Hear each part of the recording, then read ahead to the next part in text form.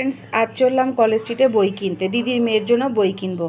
আমি থাকি উত্তর 24 পরগনা জেলায়, আমার দিদি থাকে হুগলি জেলায়। বই কিনতে যাব কলকাতা জেলায়। তো আমি কিন্তু এখন নৌকার টিকিট কেটে গঙ্গার ঘাটে অলরেডি চলে এসে নৌকায় উঠে পড়েছি। এবার দেখো নৌকা করে আমি ওই পারে যাবো, আর কোন রিক্সা থেকে ট্রেন ধরবো। কোন্নগর থেকে আমার দিদি আর দিদির মেয়ে আমার সাথে জয়েন হবে। এখানে আমি রিক্সা স্টেশনে ট্রেনের জন্য অপেক্ষা করছি। কী যে আজকে মারাত্মক রোদের তাপ, তোমরা ভাবতে পারবে না। তো ট্রেন যাই হোক এখন অ্যানাউন্স করেনি, আমি ওয়েট করছি। এখন ট্রেন অ্যানাউন্স করে দিয়েছে, হাওড়া ব্যান্ডেল লোকাল। ট্রেনে উঠে পড়েছি। এই মহারানী হচ্ছে আমার দিদির মেয়ে, ইনি হচ্ছেন আমার দিদি। তো মহারানীর জন্যই বই কিনতে আজকে যাওয়া হচ্ছে। উনি মাধ্যমিকে খুব ভালো রেজাল্ট করেছে, 4টে সাবজেক্টে লেটার পেয়েছি, 11-এ উঠেছে। এখন যাচ্ছি বই কিনতে। মেয়েটা একদম সাজে না, সেই জন্য ওর মায়ের খুব দুঃখ। আর ও ছোটো থেকে আমাকে আর আমার হাজব্যান্ডকে ওর মা বাবার থেকে বেশি ভালোবাসে। তো ওই জন্য মানে আমরা একসাথে সবসময় এক জায়গায় থাকি। এখন মাসি বোনঝি মিলে আমরা খুনসুটি করছি, আর খুনসুটি করে হাসাহাসি করে ভিডিও করছি। তা কি বলছিলাম এখন আর মনে নেই। তো যাই হোক, এবার আমরা নামবো হচ্ছে হাওড়া। হাওড়া থেকে নেবে বাস ধরবো, বাস থেকে নামবো কলেজ স্ট্রিট। তো এখন আমরা মাসি বোনঝি বসে বসে উল্টো দিকের কার নামে জানি কি একটা আলোচনা করছিলাম, আর খুব হাসাহাসি করছিলাম। আর এখানে আমরা দুজন মিলে ভিডিও করছি। নেমে গেছি আমরা হাওড়া, উঠে পড়েছি বাসে। বাস এখনও ছাড়েনি। তো যাই হোক, বাস এবার ছেড়ে দিয়েছে। এবার আমরা যাচ্ছি হাওড়া ব্রিজের উদ্দেশ্যে। তো আমি ওকে বলছিলাম যে আমাদের এই একমাত্র ব্রিজ যেটা কোনো সাপোর্ট ছাড়ে দুদিকে ঝুলে রয়েছে। বাসে বেচারা ঘুম এসে যাচ্ছিল, আমার কাঁধে মাথা রেখে অলরেডি প্রায় ঘুমিয়েই পড়ছিল।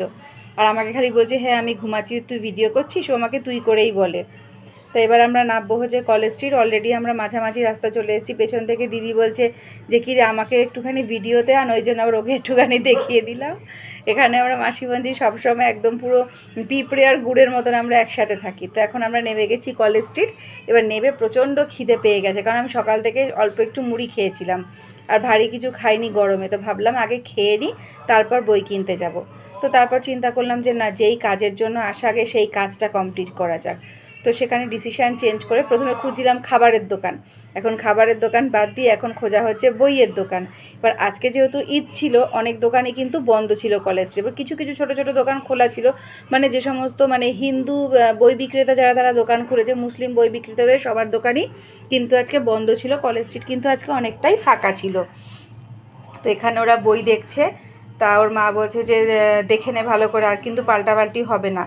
তো যাই হোক, ওর 6টা বই কেনার দরকার ছিল, তার মধ্যে 5টা পেয়েছে, আর একটা পায়নি। এখানে বেচারা ক্লান্ত হয়ে বসে পড়েছে, বই খুঁজতে খুঁজতে হয়রান হয়ে গেছে। বইটই আমাদের কেনা হয়ে গেছে, এখন আমরা ফিরছি। আবার আমরা বাসে দেখেছি গরমে ঘেমে একদম পুরো মানে ঝোড়ো কাকের মতন অবস্থা। এবার হাওড়া স্টেশনে এসে আমরা উঠে পড়েছি ট্রেনে। এবার 3জন মিলে আবার সেই একই খুনসুটি আর গল্প, আর তার সঙ্গে আমি কয়েকটা ভিডিও বা ফটোশ্যুট করে নিচ্ছি। এখানে আমরা কিছু একটা খাচ্ছিলাম। তো নেমে গেছি, ওরা নেমে গেছে কোন্নগর, আমি নেমে গেলাম রিক্সাতে। এবার গঙ্গার পাড়ে এনার সঙ্গে দেখা হলো।